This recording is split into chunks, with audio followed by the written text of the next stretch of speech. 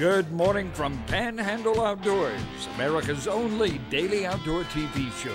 Your source for fishing, hunting, and information for folks who enjoy the great outdoors. Now sit back, relax. It's Panhandle Outdoors. Good morning, folks. Welcome to Panhandle Outdoors. I'm Winston Chester. I'm glad you're here this morning. We have a great show lined up. We're going to talk some serious fishing today, but first, let's do our weather, brought to us by Haney Technical Center at the corner of Baldwin and Highway 77. We're looking at a high today of 87, a low of 71, and ironically, the water temperature dropped about 3 degrees in the last couple of days, down to 77. So, you know, we follow that every day. It's just been fascinating watching it drop like this because it has been up, up, up, up. This is the first drop we've had of any significance this spring. River readings, Apalachicola, Bluntstown. You know, we just, our reading on it looks like it's going to start going up now. We're getting this rain coming in east of us, so it's going to start going up. It hasn't gone up yet, so it's reading let's see, a 2.8 in the Choctawhatchee Caryville. I don't have that reading in Choctawhatchee, but I did go over yesterday. It really looks pretty over there. I tell you what, it's in good shape. The watercolor quality all looks really, really good. But we'll catch up with the for the weekend. We'll let you know more about it tomorrow. That's brought to us by Sandhill Seafood. Tide chart brought to us by Kent Forest Lawn. Looking at strong tides today, all through the weekend. There's going to be some really good tidal flow. It's going to be high this morning at 10:34 and low at 9:35. So that's going to be really perfect fishing. Coming in the morning and going out, it's going to be really good movement today, tomorrow, and Saturday. All right, let's take our break. We'll be right back with our special guest.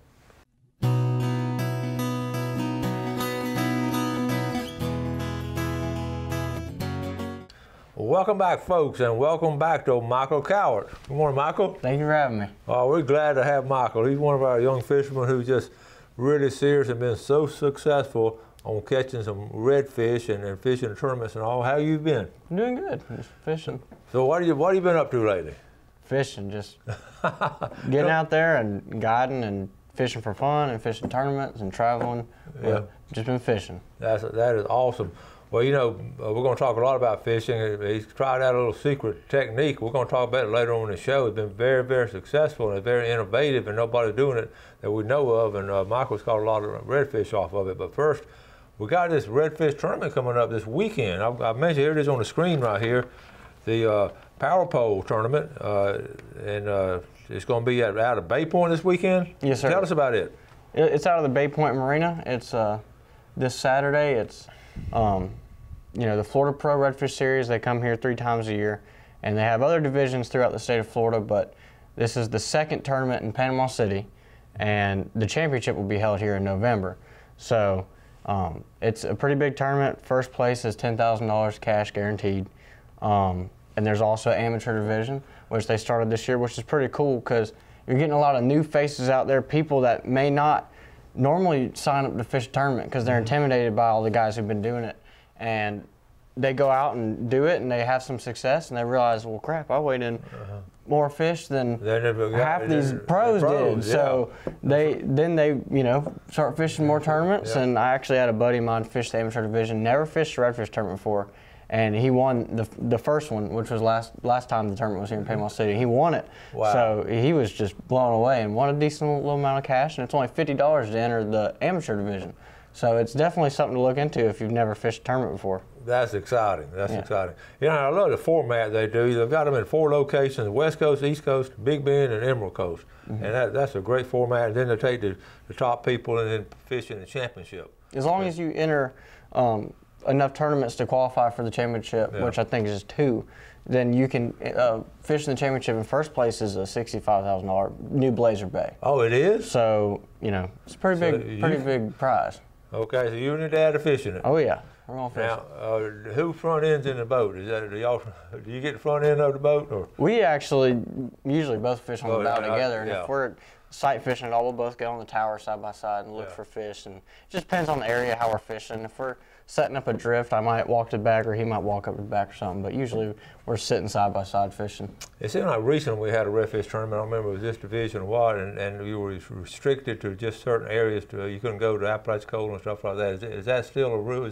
It's this series right here. It's just a new thing they're trying, just to, you know, because you watch the Bass Elite and stuff like that, and they're all confined to a certain area in the lake and stuff like that. So I think it's just something they're trying to do and just try a new format and just keep everybody on the same playing field and make it, you know, even all the way across the board. I like the idea because to me it's an equalizer. If you don't have the money to have a big old really fast boat, you still can go fish in the same areas that some of the people do. So I understand when I first heard it, I said that's sort of odd, but then the more I gave it thought, the more sense it made. So we've done that before, right? Yeah, the last tournament was like that. That was here in March. Yeah. And it was kind of cool because I think a lot of people were concerned that the quality of fish weighed in weren't going to be all that good. But it was some really good weight brought in, and it was a good turnout, and it was bad weather, and there was actually some good weight brought in. I was shocked when I came in because we had a tough day, and I was thinking that nobody was going to do all that great. And there was actually some really good weight brought in, and but it's pretty cool because it puts everybody on the same playing field. It's really a matter of fishing, not just running around. So. Yeah. Going back to your roots of what you had a tournament about originally. I like that idea too.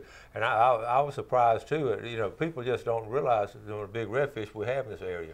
Oh yeah. You see it on a regular basis. And the fishing's been pretty good recently. It's actually.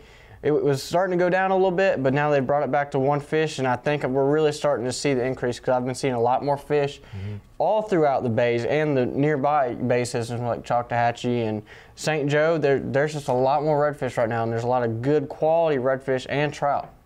Well, I mentioned St. Joe Bay, it's making a strong comeback. Now, it got hit hard by the red tide and all avenues of the marine life, but it's making a good comeback. It's getting back healthy. Oh yeah, even here, like I say, I go to docks that I would always swing by and just look under and stuff like that because there used to be fish under them, and there was times where there wouldn't be anything, no bait, nothing. And now I'm going back and there's piles of bait and a bunch of redfish and stuff hanging around. It's just good to see the system entirely is getting back to being how it's supposed to. You brought up a good point, because it sort of coincides with what I've been seeing this year, because, you know, I've told you folks how much I've enjoyed watching the pelicans diving this year, and it just seems like it's been an amazing year, and it goes back to what you're saying, because there seems to be so much more bait out there. So you start putting these, you know, little pieces of puzzle together, and you sort of see what's going on, because that's a telltale sign. When you're seeing them under the docks more, I'm seeing more birds now. That's a good sign.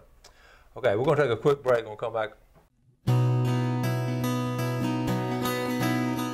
All right, welcome back. Sitting here with Michael Coward talking about the upcoming redfish tournament and just red fishing in general. And, Michael, you brought up a good point. The redfish don't have a lot to do other than what? Then eat. They don't have a job to go to or anything. They just follow the food. That sounds like a good lifestyle, doesn't it? All right, we got some pictures here, buddy. Let's tell us about this first one right here. What we got? That was in Louisiana. I was back up in a little pocket up in the marsh, and I was sitting in front of about 10 fish, and I was up in my tower, and I had one rod in my rod holder and one rod in my hand, and I saw the school of fish, and I threw out there and hooked one up, and I'm reeling them in, and I'm just watching this wad of fish just stay there. And I was just like, well, they're asking for it. So I took the rod I had the fish on, set it in the rod holder on my tower, grabbed my other rod, threw out there, hooked him up, and now I got one fish on this rod, and I got a fish on the rod in my hand. So I reel this one in, flip him in the boat, get the other one in, flip him in the boat, and I took a picture of both of them laying there, and they were both 7.5 pounds. Are you serious? Just slot fish. Yeah, we were on some good fish up there in Louisiana, so it was pretty cool catching, 15 pounds of fish in a matter of 30 seconds just about. That's a classic right there. That's amazing. Wow. Okay, what about this one here? That was another fish up in Louisiana. That one was over. It was nothing but fun for that one. He didn't do us any good in the tournament or just fishing, but I caught him on a white crawfish. And I sight fish a lot of those fish up on the tower with the white crawfish because those legs kicking, they just can't handle it. When you're out there and always seeing these fish, are these are pretty up in the marsh areas, I know, but you see them tailing, or you just see them? You'll see them tailing, and a lot of times you'll just see them floating over the hydrilla grass, and you just see a big orange glow if the sun's out, and they just stick out like a sore thumb. I kind of feel bad for them because they don't stand a chance when you're up there on this tower. They're not camouflaged. When you make your cast now, how far out in front? This is always a good technique right here. When you're making a regular cast, how close you try to get your redfish? Over there, I mean, from the boat, sometimes you'll catch them right at the boat. Sometimes you'll throw as far as you can. But in Louisiana, sometimes you can throw it almost right in front of them, just to where you bring it in front of them. Yeah. Over here, you got to lead them a lot because they're lots more spooky, and you don't want to let it splash right in front of them. But over there, I mean, sometimes depending on how angry they are and how hungry they are, you can almost throw it right in front of them, and they almost hear the splash and go, "What was that?" And they go find it and eat it. They're curious. All right.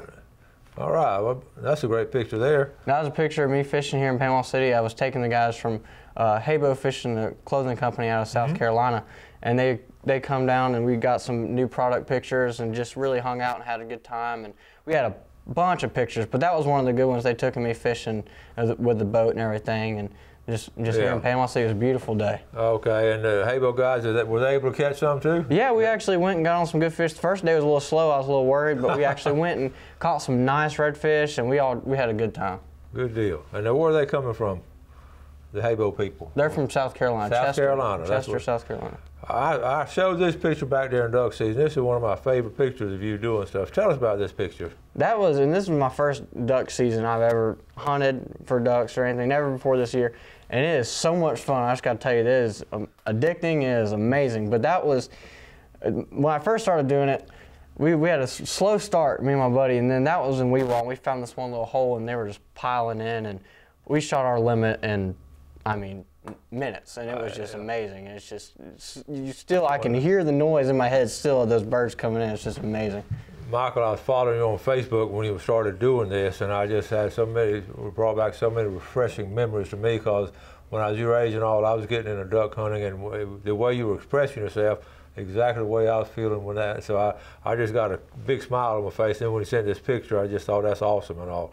So that were they coming in or were they leaving, or what was it most of the time were they doing? It was right in the crack of dawn, we had hunted some little spots, and 5 or 6 birds would come in all day. We found the spot, and it just had a bunch of duckweed you can see on the water, and it looked really good. And we thought we saw some birds in there, and we were leaving the day before. And we're like, well, let's go there in the morning.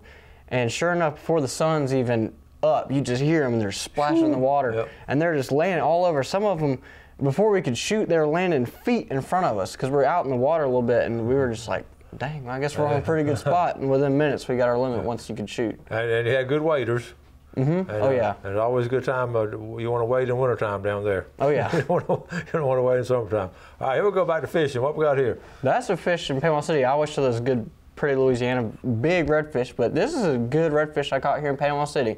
And I caught them on what I'll show you all in a minute, my new little lure. But that one, I sight fished them here in Panama City, and just a good slot fish. Like I said, there's some good fish here, not just in Panama City, but in Choctawhatchee and St. Joe, and the whole area, the whole coast has really got some good fishing right now. It just comes with the time of year, but it's also, you're seeing a lot more quality fish back again, and that was a good slot redfish, and it's just refreshing to see those good redfish abundant here in Panama City again. Yeah, we're taking care of them pretty good and all. How many boats y'all expecting this weekend? Do you have any idea?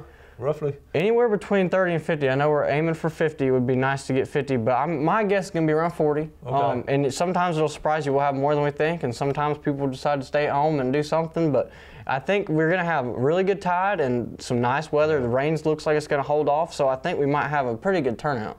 What time y'all leaving in the mornings? Safe flight. Safe flight. So we'll leave at safe flight. You got to be back in, depending on if you're the pro or amateur division. Either 2 or 3 is when you got to check in by, and they go over all that at the captain's meeting, which is Friday at the Sheraton at Bay Point. Okay. And they put on a really nice event for everybody. You can go sign up there if you're going to fish, either pro or amateur, and it's a lot of fun. It's a really nice event held by the Sheraton and Bay Point and everybody. It's an awesome thing to do. That's going to be really cool.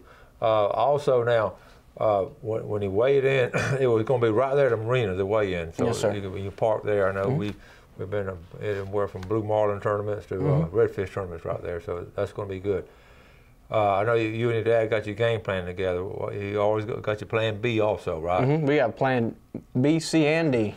That's a great point. It goes with regular fishing too. We talk about it over and over again about, you have intentions, you're going to do one certain thing, and for various reasons, a lot of times it don't work out. The fish may not be there, the weather the tide might be, the wind might be blowing, all kinds of things going on.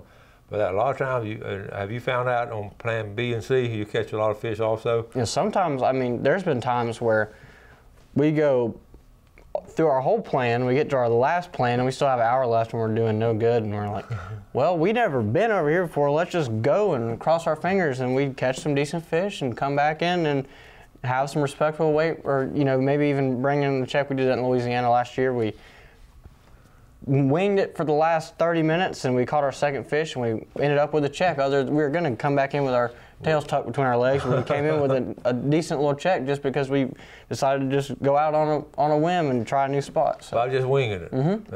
That's awesome. Okay, let's take a final break. We'll be right back with Michael.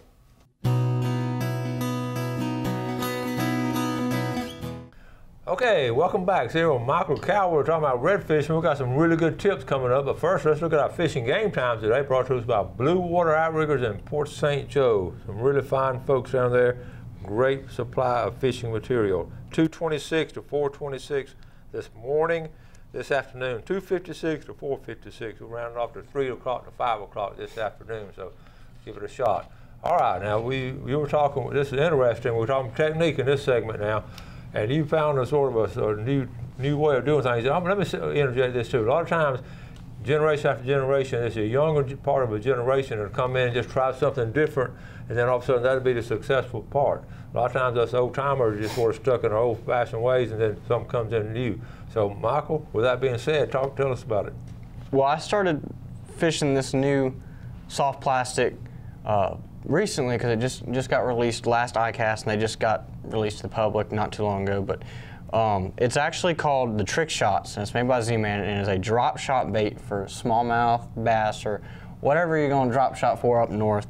And they make a 3.5 inch and a 4.2 inch, and it's got these little ribs on the bottom, and it's just almost like a stick bait, but it's got this little fan tail on the end, and it's just got a lot of action to it. And I rig it on a jig head, or you can rig it on like a weighted worm hook or whatever, but I like to rig it on one of these weedless jig heads. This is an iStrike weedless jig. Me and my dad worked with this company to try and make a really good weedless jig, and it works really well for going through the grass or oysters or whatever. You're not going to get hung on it, and you don't miss any hook sets.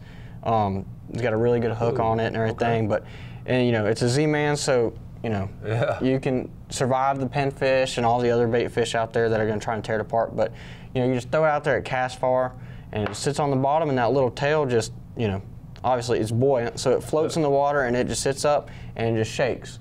And you know, you put it right in front of a redfish working his way across the bottom, feeding on the bottom, and you let that sit in front of him and give it just a little wiggle. I mean, okay, now you let it sit there, or you sort of bounce it along, or how do you try to do it? Whenever I'm just working it, I'll hop it off the bottom. Okay. But if I see one and I'm sight fishing to him, I'll throw it out there in front of it, set it up where he's going to be heading right toward it, and I just let it wiggle on the bottom. Sometimes I don't even move it if there's a lot of current and everything, because that tail will move on its own. Mm-hmm. But if there's no current or anything, I might just give it the slightest little twitch. Mm-hmm. And generally that little bit of tail movement and everything, they don't even hesitate on it. So it's just something new. You know, it's not too crazy, but it's just a soft plastic that was intended for drop shotting that I saw, and I said, I think a redfish will eat that. Well, we're talking about how much they are similar, and that's a great idea right there. And you like that color? Oh yeah, this is the White Lightning. I've been catching on another color called a Bad Shad, which is kind of a black and white mix. Mm-hmm. But this is White Lightning. It's a white, pearl, clear kind of color with some silver flake in it. Nothing too crazy standing out. It just depends on, the water's been really clear right now, so I've been throwing a lighter, just colors don't stick out too much, just because the water's so clear you don't want to spook them. That's true. Good point there.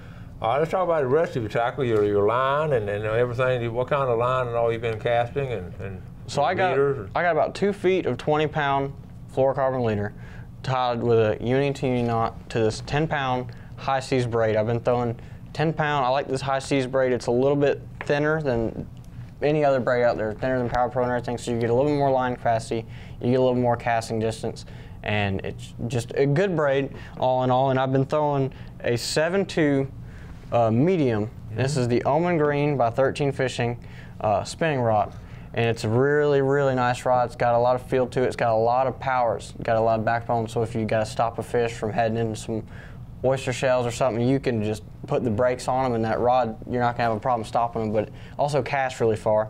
And this is the new spinning reel they just came out with at 13 Fishing. This is the Prototype X. Okay. And it's pretty cool because there's a lot of new things on this reel that I was even worried about when they first came out with it, because I was like, I don't know how it's going to work, because a lot of things they do nobody has done before.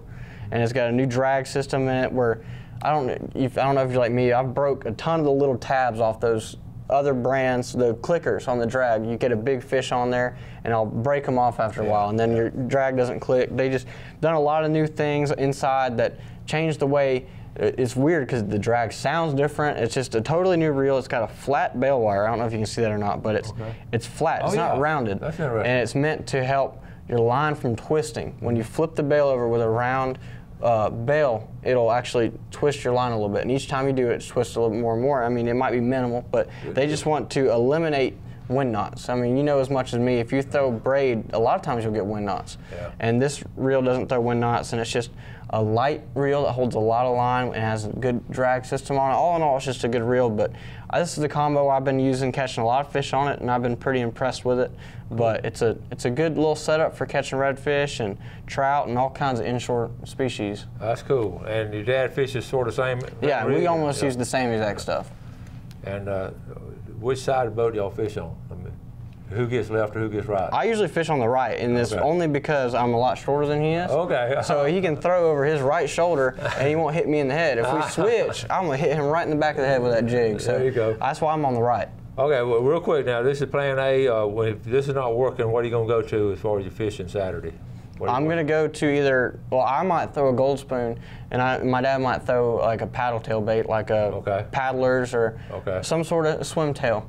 And I mean, you can't beat a gold spoon. You know, I can say all my sponsors and all this all I want, but any gold spoon, it's just hard to beat for a redfish. So I can guarantee you, tournament morning, one of my rods will have a gold spoon on it. There you go. There you go. And how many rods y'all have in your rack behind you? I usually take 4 for me, and he usually takes about 4. And a lot of times, if they're biting one, I don't even touch the other ones. You just keep on. I just keep throwing the one that's working, and if I break off or if something happens, I'll pick up the other one and start throwing it. But a lot of times, I'll just throw 1 or 2 rods all day. That's awesome. We got to start wrapping things up. Michael, you're still guiding. You still got your guide service going? Yes, sir. Put it across the screen. Just going to take that, and your people can just give you a call anytime, and you work out a trip and all.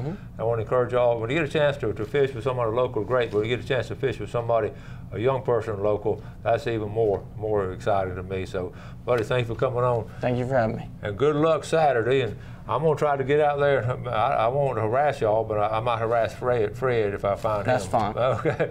All right, folks. I always want to thank y'all for watching Panhandle Outdoors. Tomorrow now, we're going to get a big fishing report. We're going to give away some seafood from Tarpon Dock. So big show lineup tomorrow. So y'all enjoy today. Have a great day at work. Do something good for your fellow man. Enjoy the outdoors, and God bless. Thanks for watching America's only daily outdoor TV show, Panhandle Outdoors with Winston Chester, featuring hunting, fishing, and other activities and information to help you enjoy the great outdoors. Join us next time for Panhandle Outdoors.